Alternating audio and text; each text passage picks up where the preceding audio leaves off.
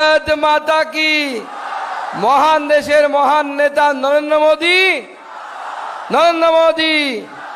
JP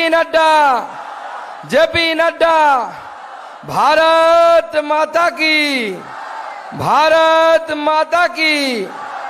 বন্ধুগণ, আজকে আমাদের এই বড়োয়া বিধানসভার কার্যকর্তাদেরকে নিয়ে আমাদের এই বহরমপুর লোকসভার আমাদের প্রার্থী ডক্টর নির্মল কুমার সাহার সমর্থনে আজকে এই সভার মূল বক্তা আমাদের সর্বভারতীয় সভাপতি মাননীয় জেপি নাড্ডাজি, তিনি আমাদের মাঝে উপস্থিত আছেন। তিনি বাংলার জামাই, একবার জোরে হাততালি দিয়ে তাকে আপনারা স্বাগত জানাবেন, অভিনন্দন জানাবেন। আমি আপনাদের কাছে সেই অনুরোধ করছি। উপস্থিত আমাদের সম্মানীয় জেলা সভাপতি শাখারফ সরকার, আমাদের প্রার্থী ডাক্তারবাবু, যিনি খুব প্রসিদ্ধ ডাক্তার, আমাদের ডক্টর নির্মল সাহা, আমাদের রাজ্যের নেতা সমিত দাস থেকে শুরু করে অমিতাভ রায় থেকে শুরু করে জেলার বিভিন্ন পদাধিকারীগণ, উপস্থিত সম্মানীয় পার্টির নেতারা, কার্যকর্তাবৃন্দ যারা উপস্থিত আছেন, তাদের কাছে শুধু একটাই কথা বলতে চাই যে বন্ধুগণ, এতদিন আপনারা অধীর চৌধুরীকে দেখেছেন, অধীর দাকে ভোট দিয়ে আপনারা জয়যুক্ত করেছেন, কিন্তু অধীর দার অবস্থা হচ্ছে সেই ছেলের মতো যার দুটো গার্লফ্রেন্ড, একদিকে তৃণমূল কংগ্রেস, দিল্লিতে গার্লফ্রেন্ড, আর এখানে কংগ্রেসের হয়ে তিনি কাজ করতে পারছেন না, ওই তৃণমূল কংগ্রেসের সাথে এখানে মারামারি করবেন সিদ্ধান্ত নিচ্ছেন, কনফিউজ হয়ে যাচ্ছেন যে তৃণমূল কংগ্রেসের পক্ষে না বিপক্ষে, দিল্লিতে পক্ষে আর বাংলায় বিপক্ষে। তাই দু নৌকোয় পা দিয়ে চলা লোক দিয়ে কাজ হবে না, মোদিজির সৈনিক প্রয়োজন, মোদিজির লোককে নিয়ে। তাই আপনারা লোকসভায় পাঠান, ডক্টর নির্মল সাহাকে লোকসভায় পাঠান, আপনাদের কাজ হবে। আমি লোকসভায় অধীরদার সাথে একসাথে বসি, অধীরদা আর আমি একসাথেই সাংসদ রত্ন পুরস্কারও পেয়েছি, কিন্তু অধীরদা বড় নেতা, গোটা দেশের সমস্যার কথা তোলে, কিন্তু যখন বহরমপুর লোকসভার সমস্যার কথা আসে তখন আমি দেখি উনি 100টা গোটা দেশের সমস্যার কথা বললে মাত্র দুটো বা তিনটে, দুবার বা তিনবার বহরমপুরের কথা বলে। বড় নেতা হলে যা হয়, আমি ওনাকে দোষ দিচ্ছি না, কিন্তু আমাদের এই ডাক্তারবাবু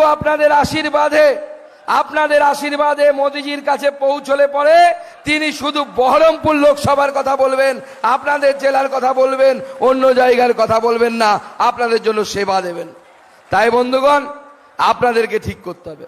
উল্টো দিকে তৃণমূল কংগ্রেস, তাদের প্রার্থী ইউসুফ, কি তৃণমূলের প্রার্থী ইউসুফ পাঠান, তাকে তাড়াতাড়ি বাড়ি পাঠান, তাকে রাখারই দরকার নেই, রাখারই দরকার নেই। আমাদের কথা না, অভিষেক বন্দ্যোপাধ্যায় মঞ্চে দাঁড়িয়ে ব্রিগেডে কি বলেছিলেন, যারা বাংলাকে বোঝেন না, নাড্ডাজি এখানে এসেছিলেন বলে মুখ্যমন্ত্রী তার পদবি নিয়ে ব্যঙ্গ করেছিলেন। অভিষেক বন্দ্যোপাধ্যায় গত কয়েকদিন আগে ব্রিগেডে বললেন, যারা বাংলা ভাষা বোঝে না, বাংলার মানুষকে বুঝবে কি করে, বাংলার মানুষের ভাষা বুঝবে কি করে। আজকে তৃণমূল কংগ্রেসের নেতাদেরকে প্রশ্ন করতে চায়, ইউসুফ পাঠান কি বাংলা বোঝে, রবীন্দ্রসঙ্গীত গাইতে পারে কি পারে? তাহলে ইউসুফ পাঠান কি আপনাদের কথা বুঝতে পারবে না। তাই ইউসুফ পাঠান, তাকে তাড়াতাড়ি বাড়ি পাঠান। আর অধীর চৌধুরী, তার শেষ হয়েছে সব কারিকুরি। তাই এইবার লোকসভায় চাই নির্মল সাহাকে আমরা লোকসভায় পাঠাবো। কি পাঠাবো তো কথা দিচ্ছেন সর্বভারতীয় সভাপতির সামনে, তাহলে দু হাত মুঠ করে আমার সাথে তাকে লোকসভায় পাঠানোর প্রতিজ্ঞা নিয়ে বলুন, ভারত মাতা কি, ভারত মাতা কি, ভারত মাতা কি। আমি এবার অনুরোধ করব মাননীয় সর্বভারতীয় সভাপতি জেপি নাড্ডা সাহেবকে তার বক্তব্য রাখার জন্য। জেপি নাড্ডাজি,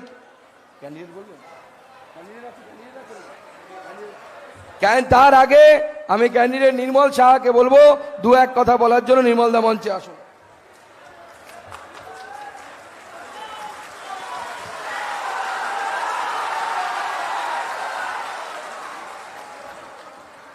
বন্দে মাতরম। আজকের এই ক্ষণে লোকসভা নির্বাচনের আগে আমরা এখানে এসেছি। আমাদের সঙ্গে রয়েছেন সম্মানীয় সর্বভারতীয় সভাপতি জেপি নাড্ডাজি, তেনাকে আমার প্রণাম। আপনাদের যত সহনাগরিক রয়েছেন, আমার মাতৃকুল রয়েছেন, সবাইকে আমার শ্রদ্ধা, আমার শুভেচ্ছা, আমার অভিনন্দন। আজকের এই ভোটে আমাদের ঠিক করে নিতে হবে, আমাদের দিক নির্দেশ করে নিতে হবে যে পশ্চিমবঙ্গটা কোন দিকে যাবে। কারণ এখন এই পশ্চিমবঙ্গ একটা ক্ষয়িষ্ণু সমাজ, একটা মৃতপ্রায় রাজ্য হিসেবে পরিণত হয়েছে। এখানকার কোনো ছেলেদের কোনো কাজ নেই, কর্মসংস্থান নেই, স্বাস্থ্য নেই, খাদ্য নেই, আইন নেই, বিচার ব্যবস্থা নেই, কোনো শৃঙ্খলা নেই, কলকারখানা নেই, শুধু রয়েছে কিন্তু মিথ্যে কথা। এখানকার মুখ্যমন্ত্রী যা বলেন সবটাই মিথ্যে কথা বলেন। উনি শুধু মিথ্যে কথা ছাড়া সত্যি কথা বলেন না। আপনাদেরকে ডোল পলিটিক্স করে কিছু সাহায্য করে আপনাদের মন বোঝার চেষ্টা করছেন। ভুল করবেন। আমাকে যদি আজকে যদি আমাদের রাজ্যে আমি যদি চাকরি করতাম, আমার স্ত্রীকে আমি 500 টাকা দিতাম হাত খরচ, আমার মেয়েকে আমি সাইকেল কিনে দিতে পারতাম। কিন্তু এখানে চাকরি দেয় না, এরা বাড়িতে বাড়িতে 500 টাকা দিয়ে আপনাদের মুখ বন্ধ করে দেওয়ার চেষ্টা করে। ভুল করবেন না, অনেক ভুল হয়ে গেছে। স্বাধীনতার পর থেকে কংগ্রেস, সিপিএম আর এই তৃণমূল সরকার আমাদের এই পশ্চিমবঙ্গের অনেক ক্ষতি করে দিয়ে গেছে। গুজরাট দেখুন, রাজস্থান দেখুন, মহারাষ্ট্র দেখুন, উত্তরপ্রদেশ দেখুন, যেখানে বিজেপি সরকার করছে সেখানে উন্নতির শিখরে উঠে গেছে দেশ। আর আমরা নামতে নামতে নিচে চলে গেছি। আমাদের যুবকরা সব কাজের সন্ধানে বাইরে যাচ্ছে, ইউপিতে যাচ্ছে, গুজরাটে যাচ্ছে, বিদেশে যাচ্ছে। আপনারা কি চাইবেন পরের প্রজন্মের জন্য এই রকম একটা কিছু লেখা থাক, তার পরিযায়ী শ্রমিক হয়ে যাক? আমি একটা কথা বলছি, পরের প্রজন্মের জন্য আমাদের রুখে দাঁড়াতে হবে। আমাদেরকে এখানে বিজেপি সরকারকে আনতেই হবে, উন্নয়ন করতে হবে, আমাদেরকে দেখাতে হবে এখানে সম্ভব। এবং আমার বিশ্বাস আপনারা মোদিজির সৈনিক হিসাবে, আমি মোদিজির সৈনিক, আমি দায়িত্ব নিয়েছি এই জায়গাটাকে উন্নত করতে। অধীর থেকে আপনারা অনেকবার ভোট দিয়েছেন, উনি বহরমপুরে যেন কিছু করেননি, কোনো কিছুই করেননি।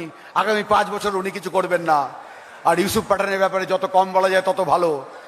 সবাই মিলে আসুন, হাতে হাত মিলিয়ে, হাত মুঠি করে, চোয়াল শক্ত করে, চোখে আগুন দিন আর প্রতিজ্ঞা করুন, এই তৃণমূল সরকারকে আমরা তাসের ঘরের মতো ভেঙে দেবো, এই রাজ্যটাকে আমরা দখল করব, আমরা বিজেপির পতাকা ওড়াবো। 26-এর নির্বাচনের পরে তৃণমূল সরকারের অর্ধেক মন্ত্রী জেলে যাবে আর বাকি সবাই ঘরে ঢুকে যাবে। আর আমার কাছে শেষে সবাইকে আমি বলি, আমার সঙ্গে একবার বলুন, ভারত মাতা কি, ভারত মাতা কি। আমার নমস্কার।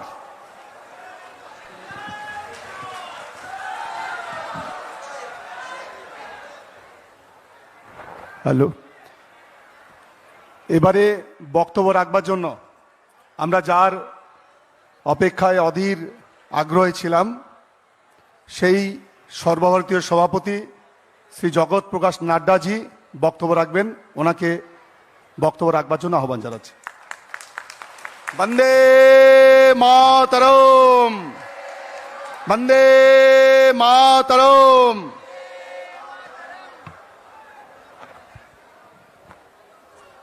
बोलिए भारत माता की, भारत माता की, भारत माता की। आज के इस सभा में मंच पर उपस्थित डॉक्टर सुकांतो मजुमदार, हमारे प्रदेश के जुझारू अध्यक्ष, हमारे यहाँ के लोकसभा के प्रत्याशी बहरामपुर के डॉक्टर निर्मल कुमार साहा जी, श्री शंकर राव सरकार जी, सुमित कुमार दास जी स्टेट के वाइस प्रेसिडेंट, अमिताभ रॉय जी विभाग के कन्वीनर, सम्मानित मंच और यहां इतनी बड़ी संख्या में एकत्र आए देवी और सज्जनों, सभी के नमस्कार।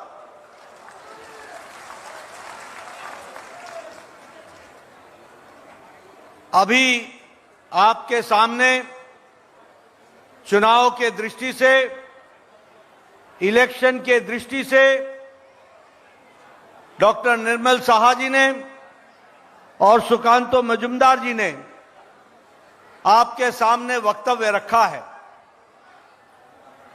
चुनाव के दृष्टि से मैं एक ही बात कहना चाहता हूं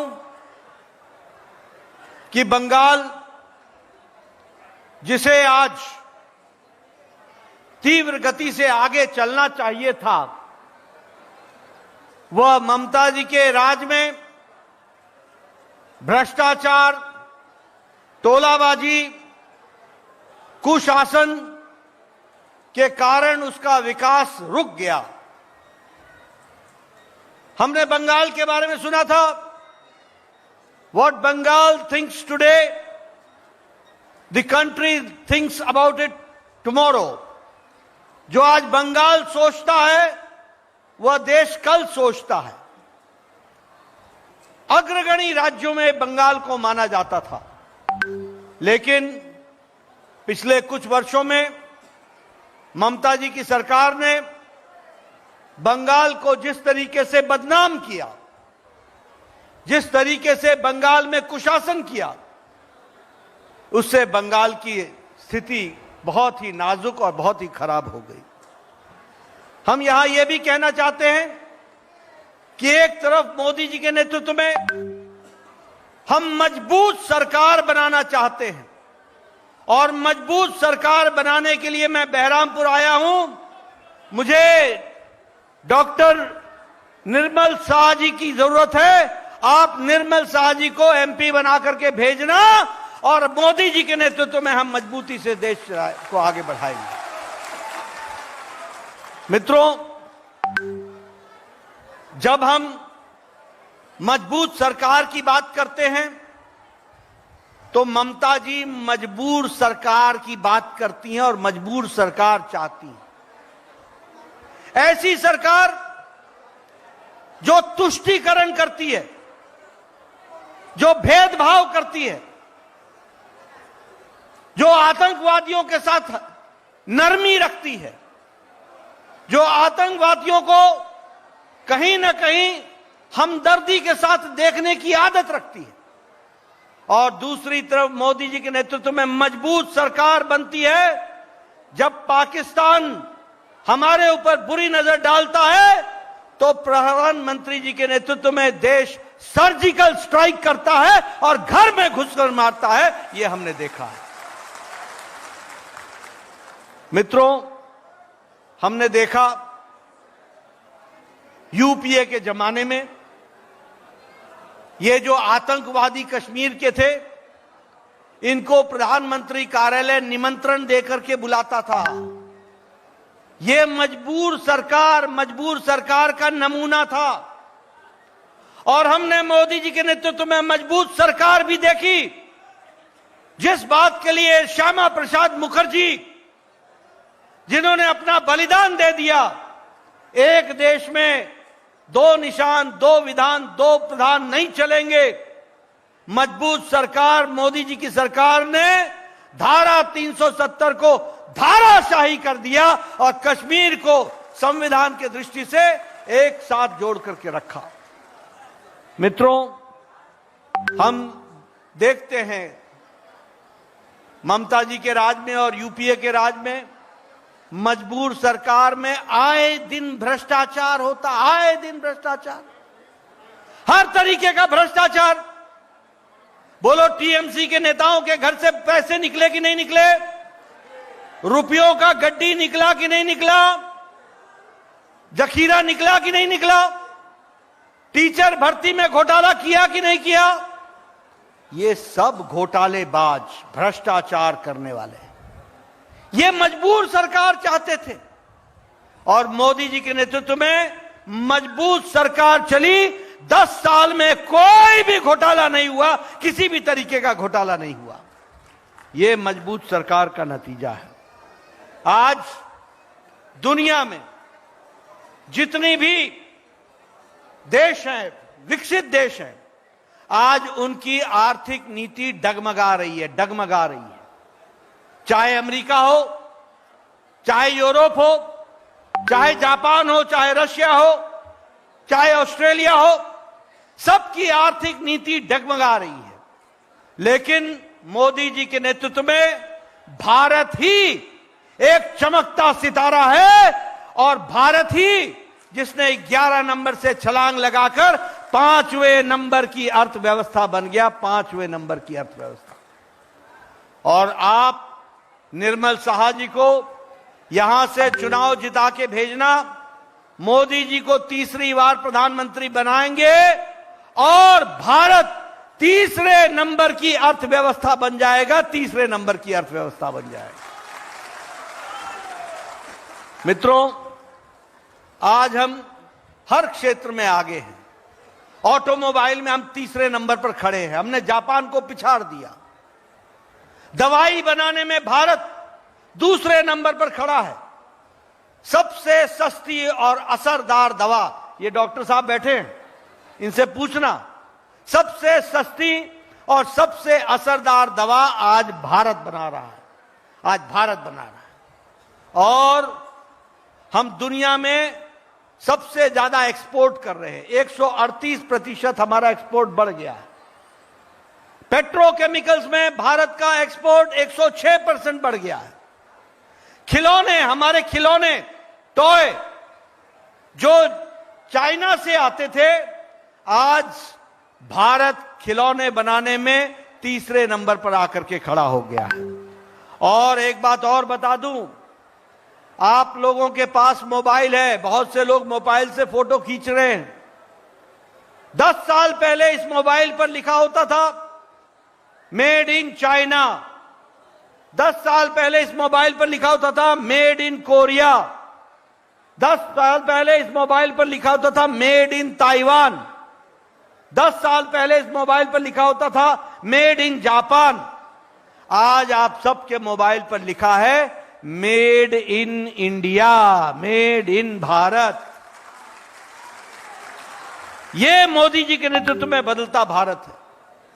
सड़कों का जाल बिछ रहा है, 55,000 किलोमीटर की सड़क बनी है, 55,000 किलोमीटर की, और लगभग 51,866 हमारे रेलवे लाइन नहीं बिछी है। और इसी के साथ साथ विकास के काम को नया आयाम दिया गया है। मैं यहां, मेरी माताएं बहनें बैठी हैं, सब लोग बैठे हैं। बताइए, मोदी जी के नेतृत्व में गांव, गरीब, वंचित, पीड़ित, शोषित, दलित, युवा, महिला, किसान, इनको किसी ने भी अगर ताकत दी और मजबूती प्रदान की है तो प्रधानमंत्री मोदी जी ने इनको मजबूती प्रदान की है। आज गांव में पक्की सड़क पहुंच रही है, पक्की सड़क। 2 लाख से ज्यादा पंचायतों को पक्की सड़क पहुंचा दी गई है। 1.5 लाख से ज्यादा ऑप्टिकल फाइबर बना दिए गए हैं, जोड़ दिए गए हैं गांव को, पंचायतों को। इसलिए गांव के विकास के लिए काम चल रहा है। एक समय में पंचायत के विकास के लिए 1.5 से 2 लाख रुपए आता था, और आज पंचायत के विकास के लिए मोदी जी 5 करोड़ रुपए प्रति साल भेज रहे हैं, 5 करोड़ रुपए भेज रहे हैं। इसी तरीके से प्रधानमंत्री गरीब कल्याण अन्न योजना, 5 किलो गेहूं या 5 किलो चावल और 1 किलो दाल, 80 करोड़ की जनता को प्रधानमंत्री मोदी जी, और वेस्ट बंगाल में, पश्चिम बंगाल में 6 करोड़ लोगों को मोदी जी हर महीने 5 किलो गेहूं या 5 किलो चावल और 1 किलो दाल भेज रहे हैं, ताकि कोई भी भूखा न रहे, कोई भी भूखा न रहे। लेकिन मुझे दुख के साथ कहना पड़ता है, ये टीएमसी के लोग, इनको क्या बोलते हैं? चौल चोर, चौल चोर, चाल चोर, चाल चोर। ये मोदी जी के द्वारा भेजा हुआ चाल भी आपका खा जाते हैं, चोरी करते हैं। ऐसे लोगों को रहने देना है क्या? रहने देना है क्या ऐसे लोगों को? इनको घर बैठाओगे ना? मित्रों, आज आपको जानकर खुशी होगी कि मोदी जी ने यह तय कर दिया, निर्मल कुमार साहा जी को आप चुनाव जिता करके भेजना। अगले 5 साल तक आपका प्रधानमंत्री गरीब कल्याण अन्न योजना चलता रहेगा और 5 किलो गेहूं और 5 किलो चावल आपको मिलता रहेगा। प्रधानमंत्री किसान सम्मान निधि, कभी सोचा था, मैं पीछे से सुनना चाहता हूं, कभी सोचा था कि किसानों को 2-2 हजार रुपए हर चौथे महीने मिलेगा सीधे उनके खाते में। आज 11 करोड़ 78 लाख और आपके पश्चिम बंगाल में 40 लाख लोगों के किसानों के खाते में हर चौथे महीने 2,000 रुपए प्रधानमंत्री किसान सम्मान निधि में दिया जा रहा है। और आप फिर से निर्मल कुमार साहा जी को चुनाव जिताओ, अगले 5 साल तक आपको किसान सम्मान निधि मिलती रहेगी। इस बात को आपको ध्यान में रखना चाहिए। मित्रों, यहां यह भी बताना चाहूंगा कि ममता दीदी ने 70 लाख किसानों को यह सुविधा लेने से रोके रखा। और जब सुकांत मजूमदार को याद होगा, सुकांता आपको याद होगा, आपके नेतृत्व में जब हम वेस्ट बंगाल का चुनाव लड़ रहे थे और विधानसभा का चुनाव लड़ रहे थे, तब जब हम लोगों ने पूरा दबाव डाला, तब जाकर के किसान सम्मान निधि आपको मिली है, तब जाकर के आपको किसान सम्मान निधि। इसलिए मित्रों, विकास के दृष्टि से, हर दृष्टि से प्रधानमंत्री आवास योजना 4 करोड़ लोगों को पक्के मकान बना करके दिए गए और 52 लाख मकान पश्चिम बंगाल में बने। और मैं यहां यह भी कहूंगा कि ममता जी ने यूसी सर्टिफिकेट, यूटिलाइजेशन सर्टिफिकेट नहीं दिया, हिसाब नहीं दिया, पैसे में चोरी हुई, पैसा दूसरी जगह खर्च किया। उसके बावजूद भी 56 लाख लोगों को पक्का मकान देने का काम प्रधानमंत्री मोदी जी ने किया। मैं आपको बोलना चाहता हूं, अगली बार जब विधानसभा की चुनाव होंगे, आप भारतीय जनता पार्टी की सरकार बनाइए। मोदी जी आपको आयुष्मान भारत में 5 लाख रुपए गरीब लोगों को इलाज के लिए देना चाहते हैं और प्रधानमंत्री इस योजना के तहत आपको उसके साथ जोड़ना चाहते हैं। लेकिन इस काम को रोकने में आड़ा डालने का काम ममता सरकार ने किया है। अभी भी आयुष्मान भारत का कार्यक्रम चल रहा है। 5 लाख रुपए गरीब लोगों को हर साल गंभीर बीमारी से लड़ने के लिए दिया जा रहा है। लेकिन ममता जी ने पश्चिम बंगाल में इसको लागू नहीं होने दिया है। लाखों लोगों को, गरीब लोगों के साथ अन्याय किया है। बताइए, अगले विधानसभा में आप ममता जी की छुट्टी करेंगे ना? करेंगे ना? करेंगे ना? आपको आयुष्मान भारत भी मिलेगा और मोदी जी की तरफ से हमेशा आयुष्मान भारत दिया जा रहा है। मैं आयुष्मान भारत के बारे में एक बात और बोलना चाहता हूं कि हम लोगों ने तय किया है कि जिनकी उम्र 70 साल से ऊपर हो गई है, जो भी बहन, जो भी माता, जो भी बुजुर्ग जिसका 70 साल से ऊपर उम्र हो गया, वो किसी जाति के हों, वो किसी मजहब के हों, वो किसी इलाके के हों, वो किसी भी पंथ के हों, वो किसी भी आमदनी के हों, अमीर हों या गरीब हों, सबको मोदी जी गंभीर बीमारी से लड़ने के लिए हर साल 5 लाख रुपए का इलाज की सुविधा पहुंचाएंगे। 5 लाख रुपए। ऐसी व्यवस्थाओं को आगे बढ़ाने का काम किया है। मैं यहां यह भी बताना चाहूंगा आपको कि जहां विकास के काम को हम लोगों ने आगे बढ़ाया है, वहीं प्रधानमंत्री जी ने पश्चिम बंगाल के साथ न्याय भी किया है। आपको टैक्स में हिस्सा 287% आपका टैक्स में हिस्सा बढ़ा है, जिससे आपका विकास हो रहा है। Grant in aid 268% grant in aid में आपको जो सहायता दी जाती है केंद्र की तरफ से, उसमें मोदी जी ने 268% दिया है। कलकत्ता के लिए स्मार्ट सिटी में 940 करोड़ रुपए दिए हैं। All India institute of medical sciences बनाया है। आपके निर्मल शाह को पढ़ने के लिए चंडीगढ़ जाना पड़ा। आज आपकी पढ़ाई कल्याणी में, कलकत्ता में होगी और सबसे अच्छी पढ़ाई all India institute of medical sciences में हो रही है। इसीलिए 11 मेडिकल कॉलेज दिए हैं। कभी सोचा था कि ये मेडिकल कॉलेज दिए जाएंगे? इसलिए विकास के दृष्टि से, हर दृष्टि से काम को आगे बढ़ाया है। और इसीलिए मैं यहां आया हूं कि मुझे आप एक अपना लाडला, एक अपना निर्मल, एक अपना स्वच्छ छवि वाला, एक अपना डॉक्टर निर्मल साहा को मेरे लिए, मेरे निवेदन पर मोदी जी के हाथ को मजबूत करने के लिए आप उनको चुनाव जिताइए। बोलिए, निर्मल साहा जी को आप चुनाव जिताएंगे ना? जोर से बोलो भाई, जिताएंगे ना? आपका धन्यवाद।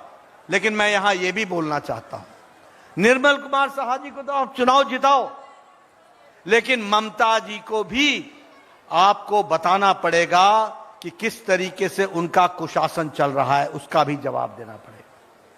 ममता जी मां, माटी, मानुष, ये बात करके आई थी सत्ता में। बताइए, आई थी कि नहीं आई थी? आई थी ना? आप बताओ, पश्चिम बंगाल में हमारी माताएं सुरक्षित हैं क्या? सुरक्षित है क्या? आप बताइए, इसी बंगाल में संदेश खाली की घटना घटी कि नहीं घटी? महिलाओं का उत्पीड़न हुआ कि नहीं हुआ? महिलाओं के साथ अत्याचार हुआ कि नहीं हुआ? महिलाओं को तकलीफ दी गई कि नहीं दी गई? महिलाओं के इज्जत और आबरू के साथ खिलवाड़ हुआ कि नहीं हुआ? और ये शाहजहां शेख को बचाने का काम ममता जी ने किया कि नहीं किया? ममता जी को ममता जी ने बचाने के लिए ये शाहजहां शेख की तरफदारी की कि नहीं की? इसलिए इनको मां से कुछ लेना देना नहीं है, कुछ लेना देना नहीं है। ममता जी को मां से कुछ लेना देना नहीं है। यह बहुत ही दुर्भाग्यपूर्ण है, यह बहुत ही तकलीफ का विषय है, दुख का विषय है कि एक महिला मुख्यमंत्री होने के बावजूद आज पश्चिम बंगाल में महिलाएं सुरक्षित नहीं है। उनकी इज्जत, उनकी आबरू वो सुरक्षित नहीं है। उनके साथ उत्पीड़न हो रहा है। क्या ये इस तरीके की घटना चलती रहेगी? क्या चलने देनी है? क्या इनको सबक सिखाना है कि नहीं सिखाना है? अब आप बताइए, मानुष की बात कर लें, माटी की बात कर लें। आप बताइए, टीएमसी के कार्यकर्ता, जो कार्यकर्ता कम हैं और लूट खसोट ज्यादा करते हैं, उन्होंने गरीब आदमियों के जमीन को हथियाने का काम किया है कि नहीं किया है? किया है कि नहीं किया है? गरीब आदमी के जमीन को हथियाने का काम किया कि नहीं किया? ये इनकी माटी के प्रति वफादारी है। ये पश्चिम बंगाल के किसानों के साथ धोखा है, गरीब लोगों के साथ धोखा है। ये टोलाबाजी चल रही है। बोलो, ऐसी सरकार को चलने देना है क्या? मैं आपके सामने मानुष की भी बात कहना चाहता हूं। आप बताइए, बिना टका दिए कोई काम होता है क्या? कोई काम होता है क्या? टोलाबाजी है कि नहीं है? पूरी टोलाबाजी है कि नहीं है? जरा मैं पीछे से सुनना चाहता हूं, टोलाबाजी है कि नहीं है? आप बताइए, ऐसी सरकार को आने देना है क्या? इनको आगे बढ़ने देना है क्या? तो एक तरफ ये टीएमसी के लोग हैं और दूसरी तरफ कांग्रेस के लोग हैं, जो आपका हक छीनकर घुसपैठियों की तरफदारी करते हैं, जो आपका हक छीनकर घुसपैठियों के तरफ नरम रहते हैं। आप बताइए, बांग्लादेश से प्रताड़ित होकर के हमारा हिंदू भाई, क्रिश्चियन भाई आया था कि नहीं आया था? आया था कि नहीं बंगाल में? और उनको नागरिकता देने का काम मोदी जी ने किया कि नहीं किया? और ममता जी ने विरोध किया कि नहीं किया? इनके घुसपैठिए क्या लगते हैं? क्या लगते हैं इनके घुसपैठिए, जिनके प्रति आप नरम रहते हो? ये जो तुष्टीकरण की राजनीति है, इस तुष्टीकरण की राजनीति का हम विरोध करते हैं। और जहां तक कांग्रेस का सवाल है, हमने पहले कहा, ये आरक्षण के विषय में हमारे दलित भाई, हमारे आदिवासी भाई, हमारे ओबीसी के लोग, इनके रिजर्वेशन पर डाका डालकर धर्म के नाम पर रिजर्वेशन देकर के मुस्लिम तुष्टीकरण का काम आज कांग्रेस पार्टी कर रही है। बोलिए, ऐसे लोगों को आगे आने देना है क्या? जो हमारे दलित भाई का हिस्सा मारे, जो हमारे ओबीसी भाई का हिस्सा मारे, जो हमारे आदिवासी भाई का और दलित भाई का हिस्सा मारे और हिस्सा मार करके मुस्लिम तुष्टीकरण को ध्यान में रखते हुए धर्म के आधार पर आरक्षण देने का कुत्सित प्रयास करे, ऐसे लोगों को घर बैठाना है और इनको एक्सपोज करना है। यह हम सबको ध्यान में रखना है। इसलिए मित्रों, ये कांग्रेस हो, चाहे तृणमूल हो, चाहे सीपीएम हो, ये सारे के सारे एक ही थाली के चट्टे बट्टे हैं, एक ही जगह के चट्टे बट्टे।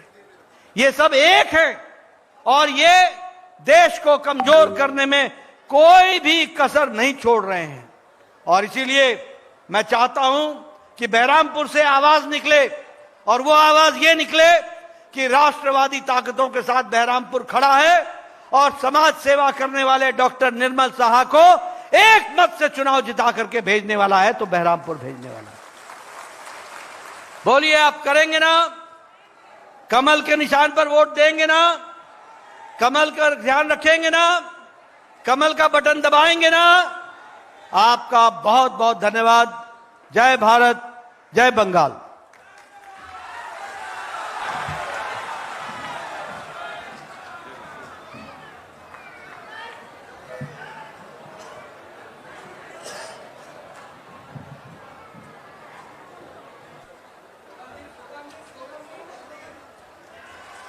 वंदे मातरम, वंदे मातरम,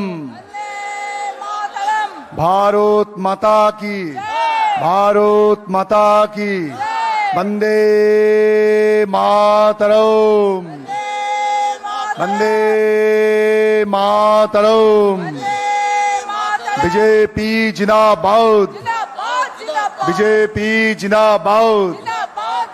भारत माता की, भारत माता की, वंदे मातरम, वंदे मातरम। भारत माता की, भारत माता की।